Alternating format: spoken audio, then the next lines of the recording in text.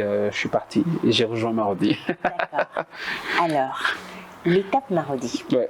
comment c'est arrivé?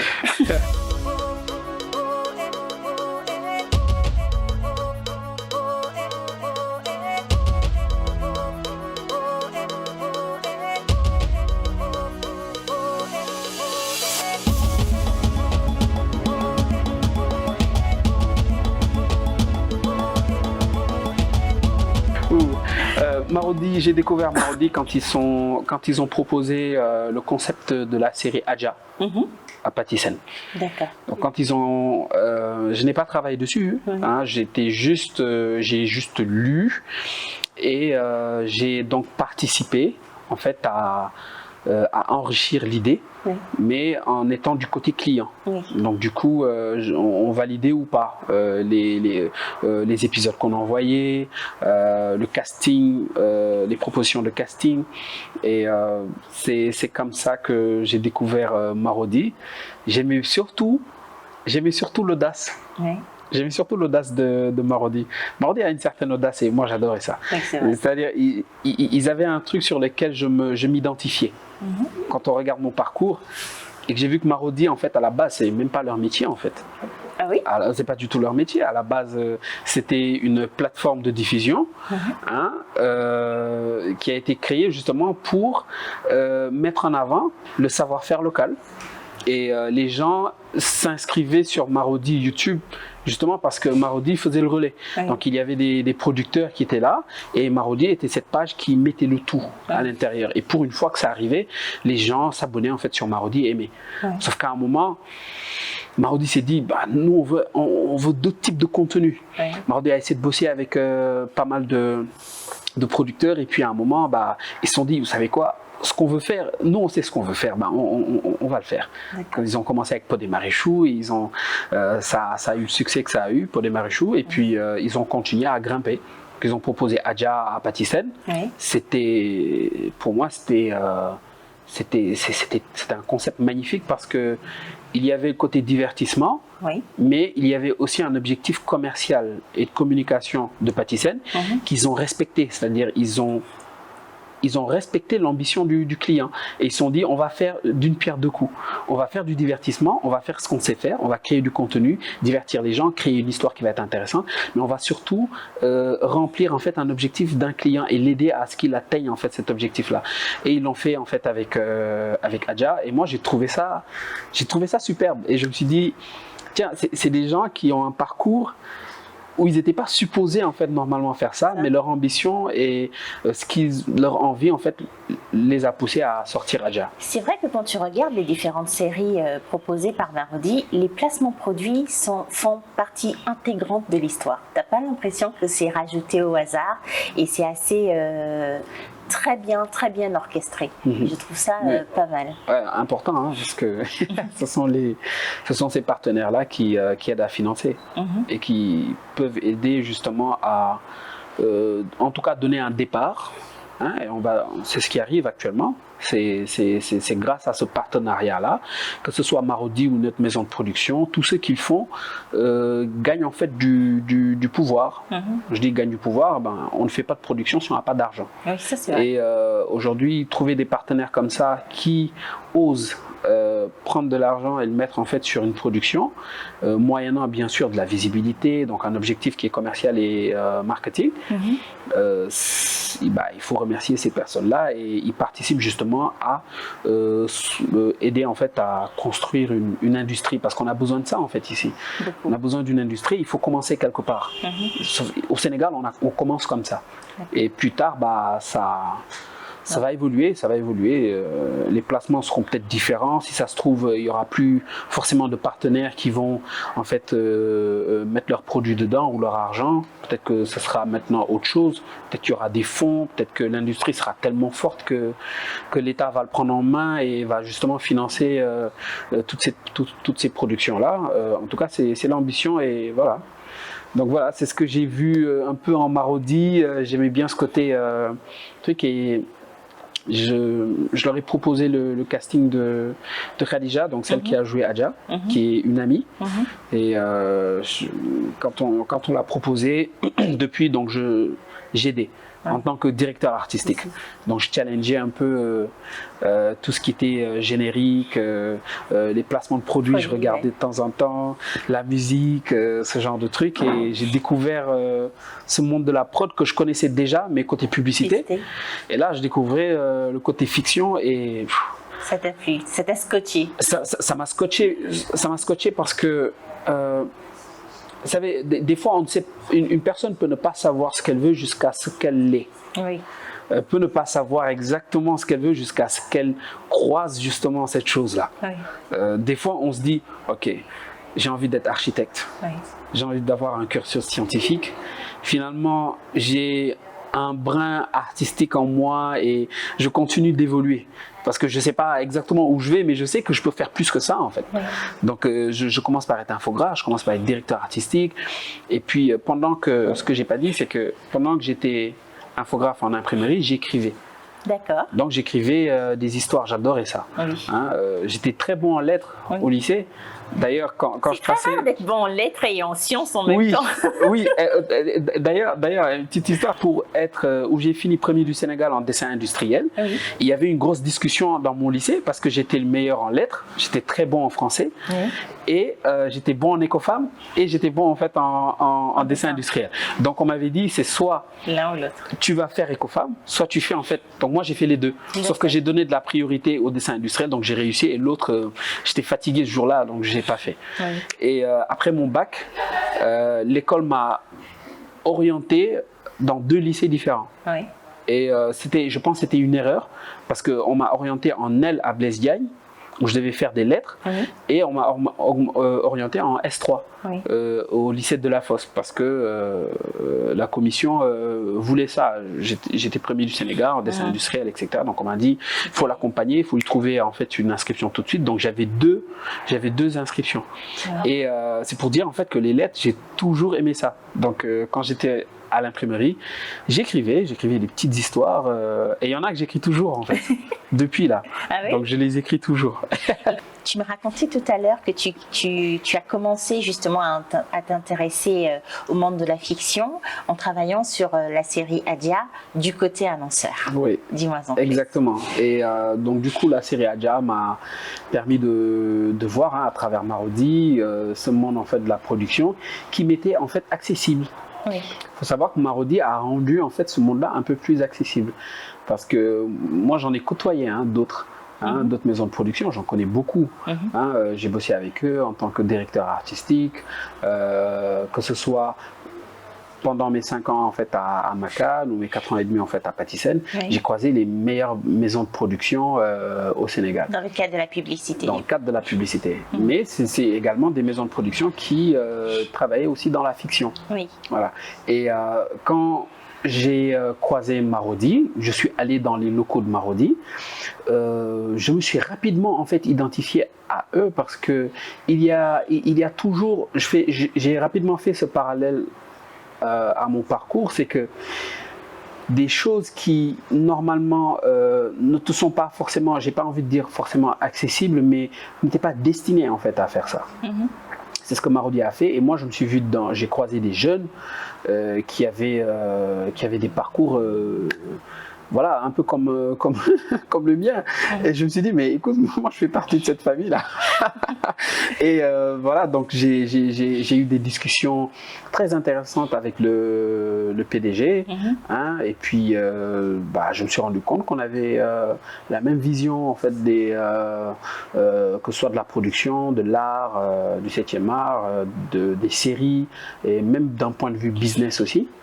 Et dans nos discussions, rapidement, le pourquoi pas, en fait, s'est posé. Et comme ça, j'ai rejoint Marodi. Tu as rejoint Marodi. Tu me disais que certaines choses ne te sont pas révélées avant que tu n'y sois confronté. Oui. Et c'est exactement dire un peu le déclic que tu as eu au contact de Marodi. Oui. Et tu m'as raconté aussi le fait que tu étais un excellent étudiant en lettres et que tu écrivais. Et ça, est-ce que c'est cette partie-là qui a contribué justement à faire de toi un scénariste pour ce genre de choses? Ça, mais surtout la culture cinéma un peu que j'avais, mais c'est une culture que beaucoup vont avoir. Hein. Je regardais beaucoup de films. Mon père adore les films. Donc mon père travaillait en fait aux États-Unis. Donc quand il revenait, j'avais toujours des cassettes. Voilà. Mais autant c'était des cassettes, c'était vraiment des trucs VHS. Donc il fallait mettre dans un truc et tout et regarder. Et c'était en anglais. Donc moi, je regardais les films différemment. Mais ça t'a appris l'anglais du coup? Non, je comprenais pas du tout ce qu'il disait, mais je comprenais l'image. Je comprenais l'image. J'étais intéressé par autre chose. J'étais intéressé par le jeu d'acteur. J'étais intéressé par les mises en scène, les lumières, les explosions, les scènes de baston, les scènes tristes. Ça a développé ton côté artistique en fait. Exactement, j'avais une lecture en fait du cinéma, c'est ce qui m'a, je pense c'est ce qui a nourri un peu ce truc-là en moi. Mais je savais pas que c'était pour me conduire en fait à être réalisateur. Honnêtement, je savais pas. Ce qui a fait un déclic chez moi, c'est que je travaillais donc avec Marodi, hein, et puis on était en train de bosser sur une publicité. Après avoir écrit la publicité, dans la confidence de la discussion avec Mas, il m'a dit qu'il n'avait pas un réalisateur qui était disponible pour faire en fait ces publicités alors qu'il fallait la faire. Et moi je lui ai dit si tu me donnes, moi je le fais. Et puis il m'a dit t'es sûr? J'ai dit oui.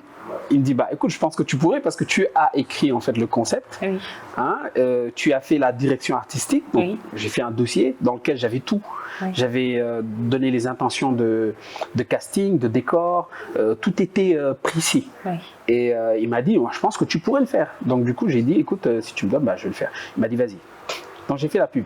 J'ai fait une pub, j'ai fait 2 pubs, j'ai fait 3 pubs. Et puis il m'a dit tiens, j'ai une série.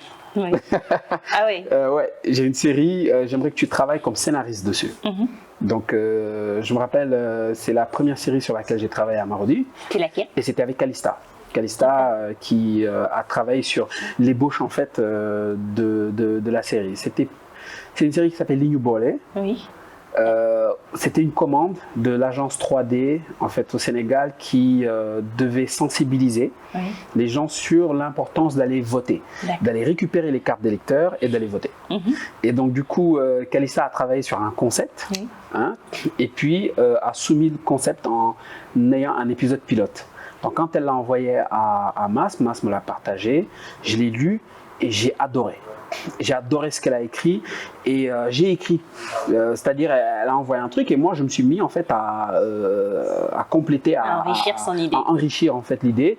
On l'a partagé avec elle et elle aussi elle a adoré.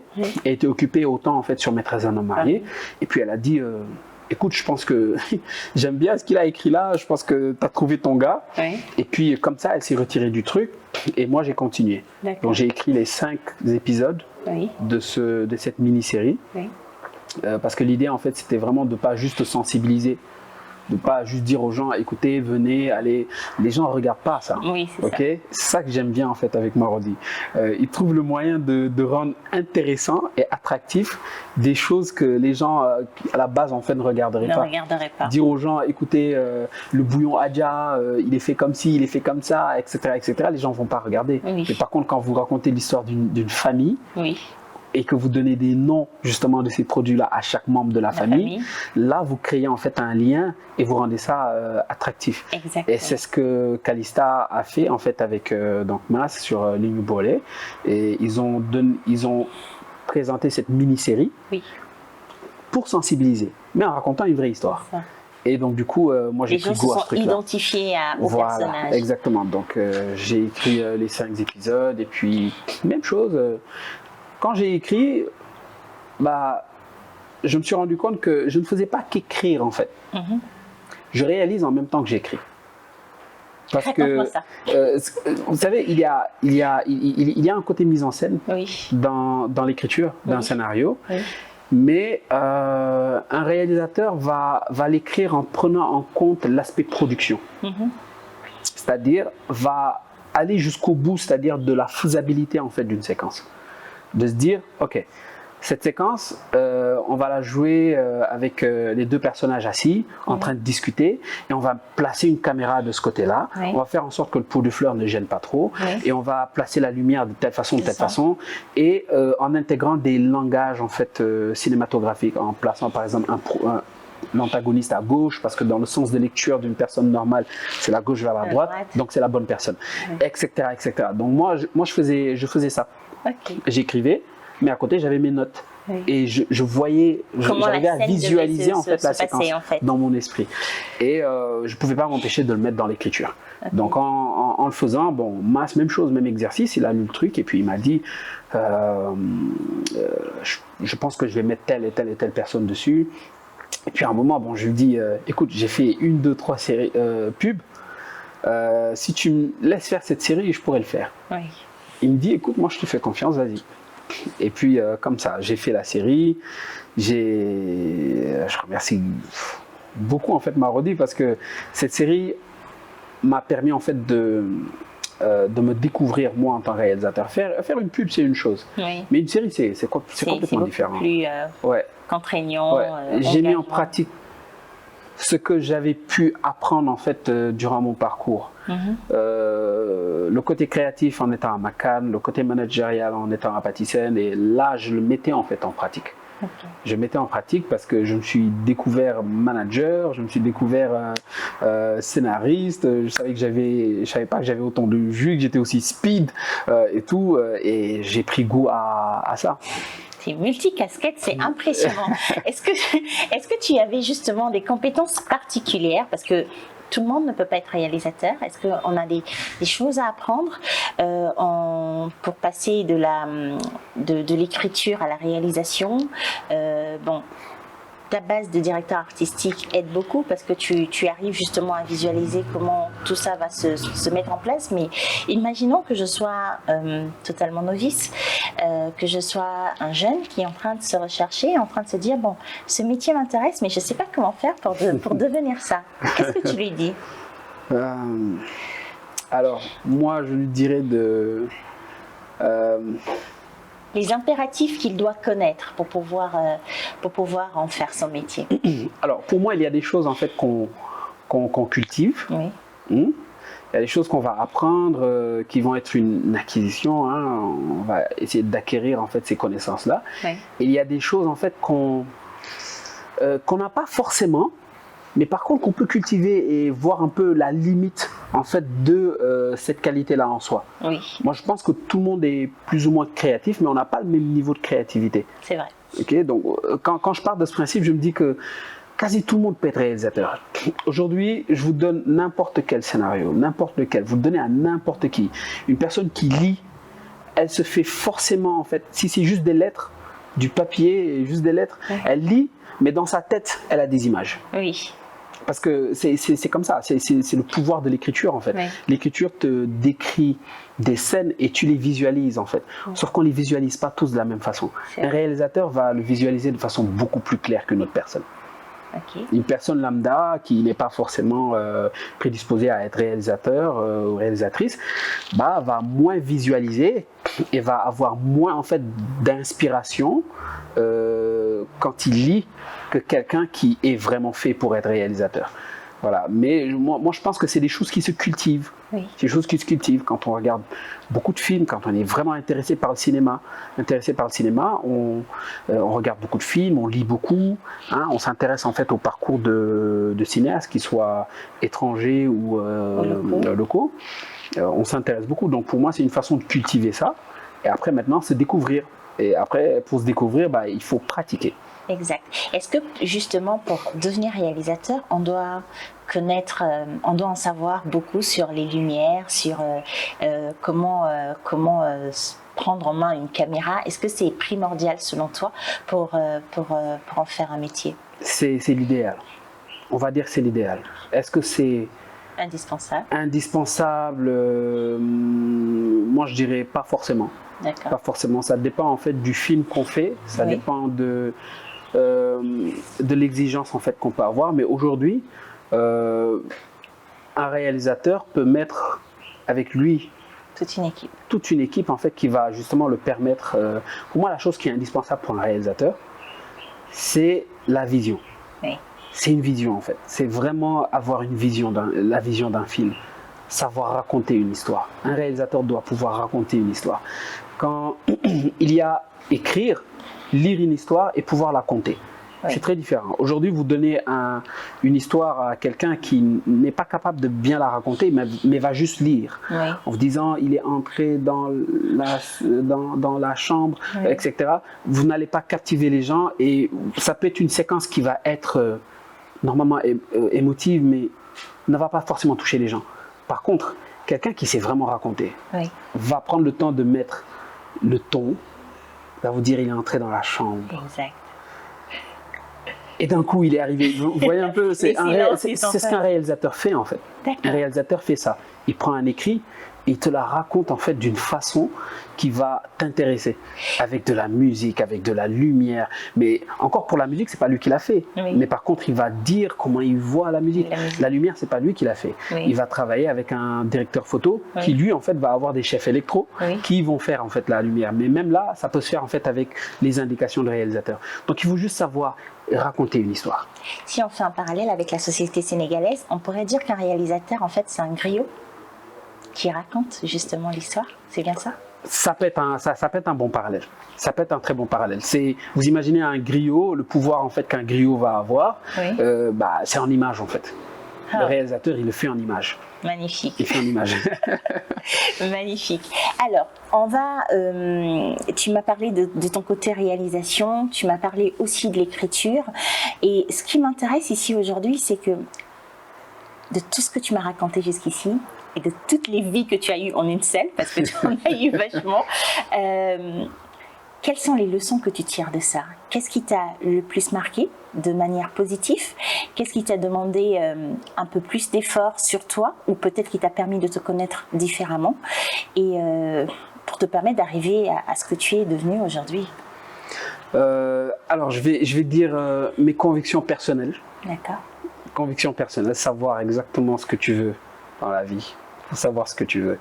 Pas forcément te dire, ah tiens, ça peut ne pas être précis. Oui. Mais il faut savoir en fait, ce que tu veux, c'est arriver à être une meilleure personne au fur et à mesure en fait, que tu avances en fait, dans la vie. Saisir chacune des opportunités, pas pour gagner de l'argent, mais pour être en fait une meilleure personne. Quand je dis une meilleure personne, c'est un réalisateur, c'est une personne. Oui. Un directeur artistique, c'est une personne. Oui. Mais me dire aujourd'hui, ok, à chaque fois que je vais passer par un palier de ma vie, je vais essayer d'être la meilleure version de ce palier-là. Si je dois être directeur artistique à Makan, j'essaie d'être vraiment le meilleur directeur artistique que je peux être moi en fait à Makan.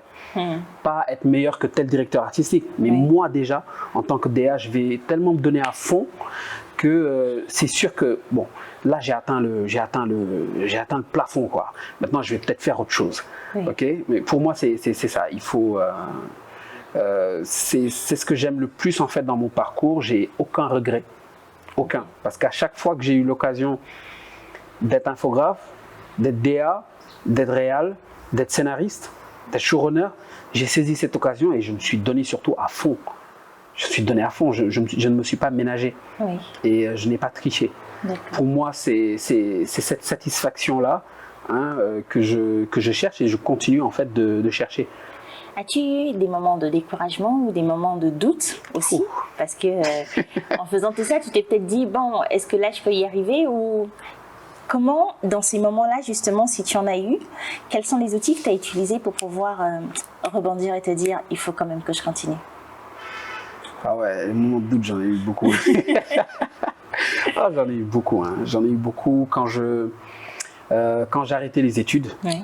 Déjà, quand j'ai arrêté les études, je me souviens à la fois où je me suis posé, j'étais par terre, ma mère était sur un fauteuil et puis je lui ai dit, écoute maman, je pense que je vais arrêter les études. Elle m'a dit quoi? J'ai fait oui. Ça va, j'ai fait 2 ans là, j'ai eu le bac, j'ai fait ce que vous vouliez et tout. Là, je me sens faire autre chose. Oui. Tu vois, et je sais que je peux réussir dans ça. Ma mère n'était pas d'accord du tout. Okay. Hein, et c'est normal. Elle était dans son rôle de parent parce qu'elle veut me protéger, elle veut être sûre que je prends les bonnes décisions. Mon père est un peu plus, comment dire, il te responsabilise en fait. Il te, ok, t'es sûr que tu veux faire ça? Oui. Sauf qu'avec lui, hey, tu vas assumer. Hein? Voilà, ok, d'accord, pas de souci. Moi, si tu me dis que tu vas aller à continuer tes études ici, je peux me tuer et te payer des études pour que tu ailles faire ça. Si tu me dis que tu vas arrêter les études, je veux pas te voir à la maison. Je veux pas te voir chômer, je veux pas te voir traîner ou ce genre de choses. Et ma mère aussi a eu ce regard-là. Et quand j'ai arrêté, j'étais face en fait à ma décision. Et j'ai eu un doute à un moment parce que jusqu'ici, c'était papa, maman hein, qui aidaient. Tu savais que oui, bon, t'es au lycée, t'as tes études supérieures, c'est papa qui paie, etc. Donc quelque part, il y a ce côté très couvert. Hein, donc même si ça marche pas, tu peux toujours te réfugier derrière. Ah, c'est pas forcément ce que je voulais faire, j'étais pas très sûr, etc. Exactement. Mais là, quand tu dis, je veux arrêter, et que toi-même tu vas chercher du travail. Et que toi-même, en fait, c'est-à-dire, tu es face à toi, en fait. Oui. Tu es face à toi. Et ça m'a fait douter à un moment. Ça m'a fait douter. Et ce qui a fait que j'ai pu, en fait, rapidement me relever, c'est ce que je voulais faire. Ce que je voulais faire. Je me suis dit, écoute, j'ai pas abandonné les études parce que j'étais paresseux. J'ai abandonné les études parce que je voulais faire quelque chose. Et ce quelque chose-là, maintenant, il faut que j'aille le chercher. Et je suis allé le chercher. Et j'ai continué en fait à le chercher parce qu'à chaque fois je repensais à ça. Hein. À chaque fois je me disais, écoute, ok, tu vas être infographe, tu vas finir dans une imprimerie toute ta vie. Hein, non, il faut que tu montres en fait à papa et maman que, hey, que tu peux aller plus loin. Ouais, je vais aller beaucoup plus loin. Même vous allez être surpris. Hein, et pour moi, il faut. Et tu les as surpris, j'imagine. Oui. Oui, je les ai beaucoup surpris agréablement, je pense. Ouais. Après, oui, j'ai un parcours pas du tout facile quand je voulais être réalisateur. On parlait tout à l'heure du système français où on veut te mettre dans un couloir, ce genre de choses. Moi, j'avais la confiance de masse en tant que producteur, mais par contre, je n'avais pas la confiance des autres. Oui. Parce que les gens me voyaient comme, ah tiens, lui, je l'ai déjà croisé, lui, sur un plateau de tournage. Les gens me connaissaient, en fait. J'ai déjà croisé sur un plateau de tournage, mais c'était pas un réalisateur. Exact. C'était un DA.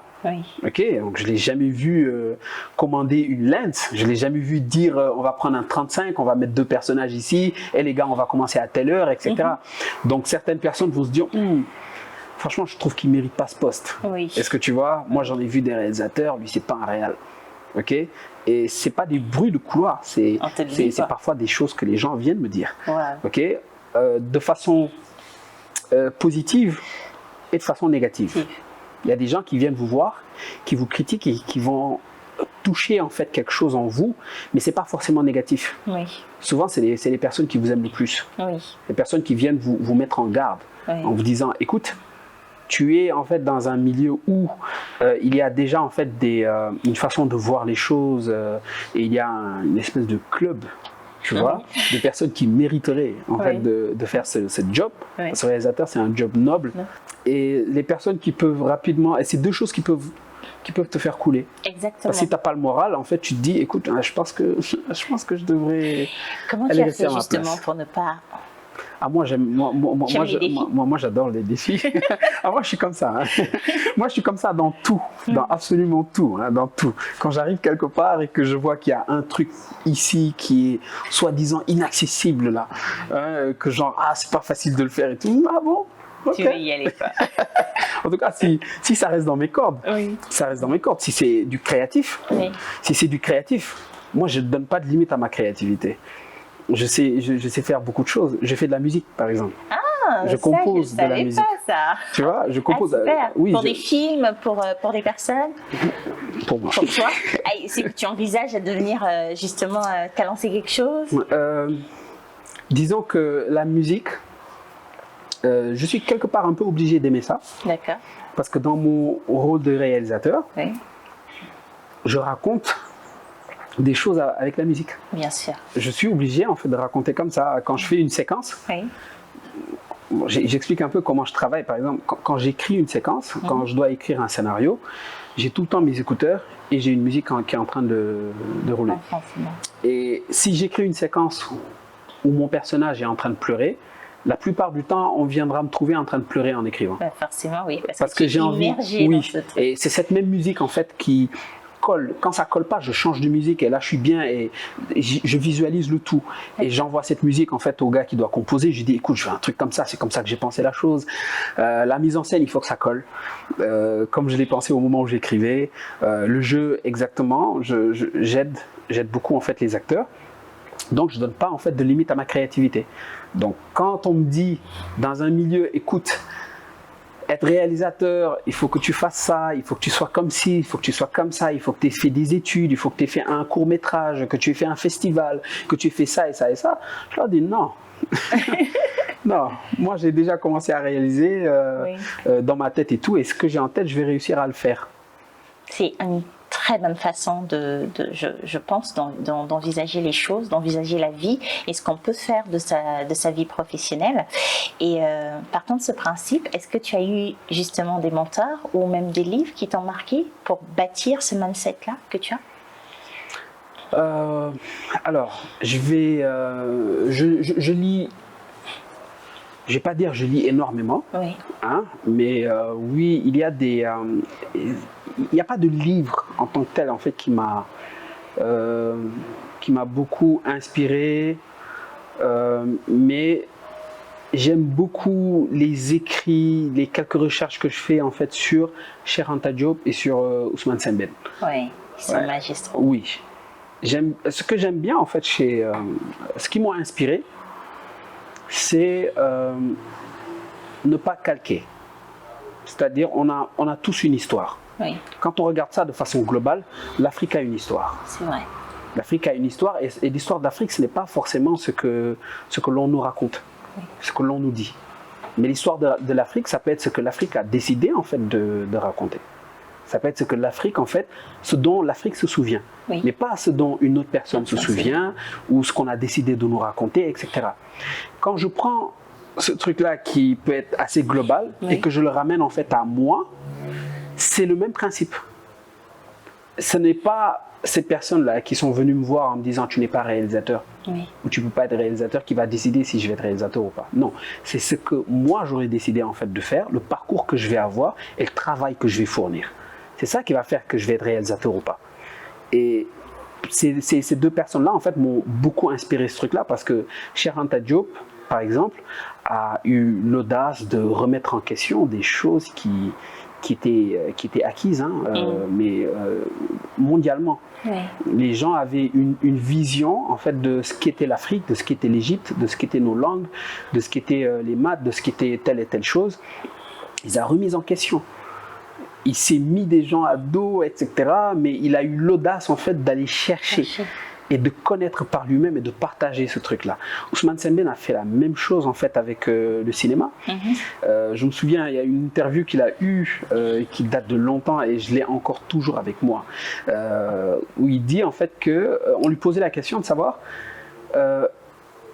est-ce qu'aujourd'hui ça ne le dérange pas ou est-ce que ça lui fait plaisir que ces films soient regardés ailleurs, soient regardés outre-mer? Est-ce qu'aujourd'hui ça peut le décevoir en fait qu'on ne regarde pas son film, qu'on ne le comprenne pas, ou ce genre de choses? Et il disait en fait que non, lui ça ne l'intéresse pas en fait, parce que l'Europe n'est pas en fait n'est pas son centre à lui. L'Afrique est son centre. Donc aujourd'hui qu'on fasse ces films et que les Africains les regardent, les comprennent et s'y identifient, c'est déjà bien en fait pour lui. Que les Européens regardent ce truc-là, s'identifient et regardent, c'est très bien. Mais ce n'est pas en fait ce qui va définir si tu fais du bon travail ou si tu avances ou pas. Et c'est comme ça que je vois en fait mon travail en tant que réalisateur également. On fait d'abord un film pour donner en fait un message, pour raconter des histoires qui répondent à des codes qui sont sociaux. Exact. Et moi, quand je raconte la plupart du temps des histoires, c'est des histoires qui sont sénégalaises. Donc, c'est des histoires qui vont répondre à des codes sociaux. Je vais me nourrir de ces codes-là pour écrire. Ce que j'écris, c'est pas un film américain. Oui. Ce n'est pas des gens qui s'appellent Amadou et Modou et qui vivent à l'américaine. Non, c'est des gens qui s'appellent Elhaj, Modou, Fanta, etc., qui vivent au Sénégal, qui répondent en fait à des lois et à des valeurs et à des codes en fait qui sont propres en fait au Sénégal. Et pour moi, c'est ça qui est intéressant, c'est de rendre intéressant ça. De se dire, cette histoire sénégalaise-là, elle va intéresser le Chinois qui se trouve en fait à notre bout du monde. Et pour ça, bah oui, là où il faut beaucoup se former, c'est qu'il y a un langage qui est ici, on n'invente pas, on ne va pas réinventer la roue. Oui. Il y a un langage en fait qui est là, mais il faut savoir prendre ce langage-là et se dire, ok, il marche, mais moi je vais le tordre en fait pour qu'il puisse en fait être à la mesure de mon histoire qui est sénégalaise. Et en faisant ça, on intéresse les autres. Exactement. On arrive à la fin de cette interview, mais j'ai vraiment pas envie d'arrêter. Parce que tout ce que tu me racontes est très très passionnant. Mais bon, comme il faut bien une fin, je vais te demander quel est ton mot de la fin pour les générations à venir. Alors, bon, moi j'ai envie de leur dire de croire en eux. Hein, que chacun de nous, bah, on a des forces et des valeurs en fait qui sont en nous, qui peuvent chaque jour en fait nous permettre d'avancer et d'être exactement ce qu'on veut être. Et surtout, il faut bosser. Quand on veut faire un truc, il faut bosser 15 000 fois plus que l'autre si on veut être beaucoup plus fort en fait que l'autre. Il n'y a pas de secret. Et c'est un message que j'adresse en fait à l'Afrique. Oui. Hein. Voilà, on a notre histoire, on a nos codes, on a notre savoir, et c'est à nous en fait de raconter cette histoire, c'est à nous de décider exactement ce qu'on veut que les gens savent en fait de nous. Donc je pense que c'est une chose qu'il faut qu'on fasse ensemble, et surtout il faut oser le faire. Il ne faut pas regarder en arrière, il faut regarder autour de nous, il faut se regarder soi-même. Et voilà, que l'Afrique croit en l'Afrique, quoi.